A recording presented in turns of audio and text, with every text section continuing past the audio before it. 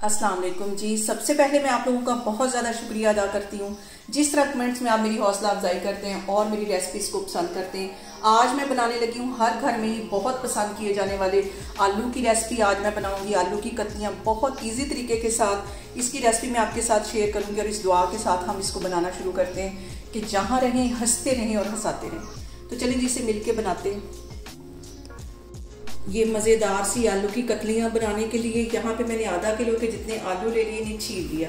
अब इसे मैं गुलाई में काट लूँगी और आलू छीलने के बाद इसे मैंने पानी में रख दिया ताकि इसका जो स्टार्च है वो भी निकल जाए और जो आलू हैं वो काले भी ना पड़े। और इस तरह मैं सारी इसकी कटिंग करती जाऊँगी सारे आलूओं की। इतना इनको थिक रखना है, इस तरह मैं करती जाऊँगी तो फिर मैं आपको दिखाती हूँ। और यहाँ पे देखें जी, आलू मैंने एक ही साइज़ के सारे काट लिए।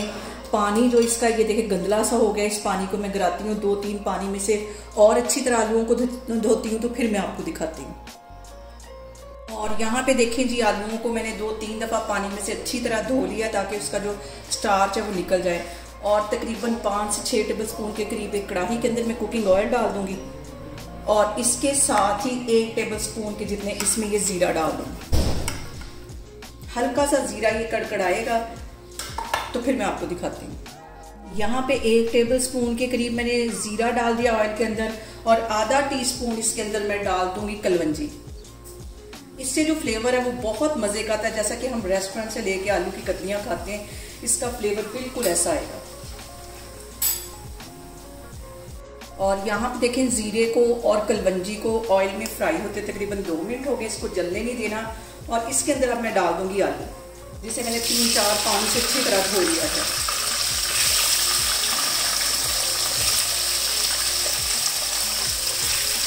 और अब इसको मैं करूंगी तकरीबन 5 मिनट के लिए फ्राई।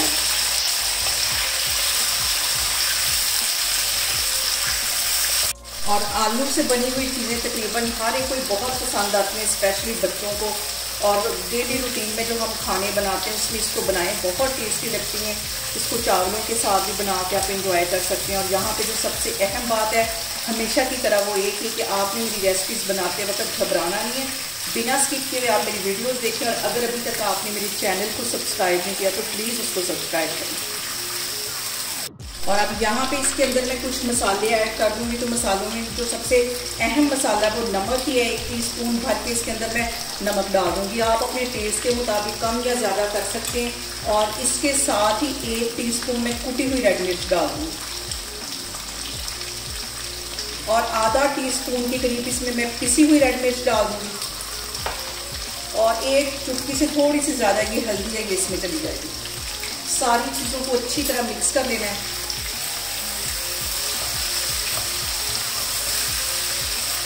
और यहाँ पे देखें जी, आलूओं को मसाले के साथ फ्राई करते हुए मुझे तकरीबन 5 मिनट हो गए हैं और कितना खूबसूरत इसके ऊपर कलर आ गया।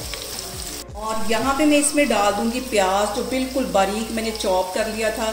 बड़े साइज़ का एक प्याज है, ये इसमें चला जाएगा। ये डालने के बाद इसको तकरीबन 3-4 मिनट के लिए हम अच्छी तरह भून लेंगे।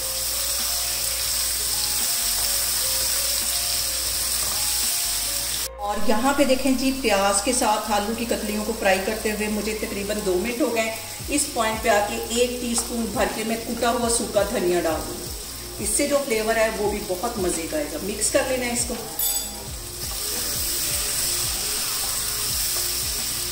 और अब यहाँ पे मैं इसके अंदर डाल दूँगी 2 बड़े साइज़ के टमाटर थे, इसे मैंने चॉप कर लिया है, ये इसमें चले जाएंगे। इसे एंड में मैंने इसलिए डाला है ताकि जो आलू हैं वो भी हमारे अच्छी तरह गल जाए और इनका फ्लेवर मज़ेदार सा आए।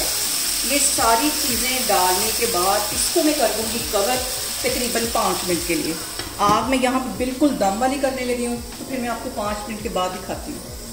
और यहाँ पे देखें जी, आलू की कतलियों को कवर करके रखे हुए मुझे तकरीबन 5 मिनट हो गए। आग मैंने बिल्कुल स्लो की हुई थी। अब इसका मैं कवर हटाती हूँ और इसको करती हूँ मिक्स। और मैंने यहाँ पे 2 सब्ज़ मिर्चें ले ली थी, इन्हें बिल्कुल बारीक काट लिया, ये इसमें चली जाएंगी। और इसके साथ ही 2 टेबल स्पून के करीब मैं सब्ज़ धनिया डाल दूँगी। इन सारी चीज़ों को मैं कर दूँगी मिक्स और इसको मैं करती हूँ डिश आउट, तो फिर मैं आपको दिखाती हूँ। और यहाँ पे देखें जी, मज़ेदार सी हमारी आलू की कतलियाँ बनके तैयार हो गई हैं। आप लोग इसको लाजमी ट्राई करें और मुझे कमेंट्स में बताएं कि आपको मेरी रेसिपीज़ कैसी लगती हैं, और मेरी वीडियोस को ज़्यादा से ज़्यादा शेयर करें और मुझे सब्सक्राइब करें, और अपना बहुत सारा ख्याल रखें। इंशाल्लाह ताला मैं एक और वीडियो में आपके सामने आऊँगी। अल्लाह हाफिज़।